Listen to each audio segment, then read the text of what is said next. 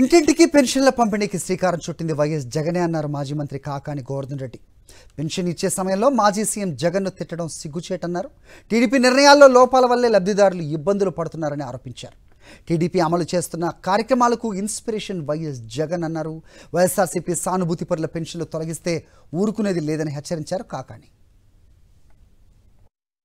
పెన్షన్లు ఇస్తానని మీరు హామీ ఇచ్చారు.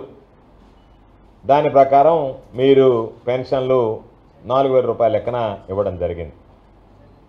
అంటే మీరిచ్చేటువంటి ఆ పెన్షన్ల పంపిణీలో మీ గొప్పల గురించి మీరు చెప్పుకోవడమో మేము ఇది చేశామని చెప్పడంలో మాకు అభ్యంతరం లేదు. దాని గురించి మేము పట్టించుకోవాల్సినటువంటి అవసరం లేదు.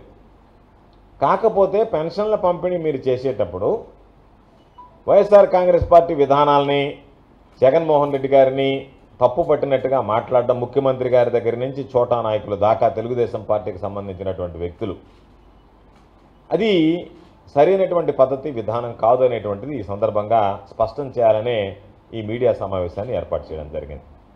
ఎందుకు ఈ మాట చెప్తున్నాము అంటే, ఈరోజు చంద్రబాబు నాయుడు గారు పేదవాని ఇంటికి వెళ్ళి పెన్షన్ ఇచ్చినా, డిప్యూటీ సీఎంగా పవన్ కళ్యాణ్ గారు వెళ్ళి పేదవాని ఇంట్లో పెన్షన్ ఇచ్చినా, పేదవాడి ఇంటికి పెన్షన్ ఇవ్వాలి అనేటువంటి ఆలోచన చేసినటువంటి వ్యక్తి రాష్ట్ర చరిత్రలో జగన్మోహన్ రెడ్డి గారు అనేటువంటి విషయాన్ని ఈ సందర్భంగా ఒక్కసారి అందరికీ గుర్తు చేస్తున్నాం.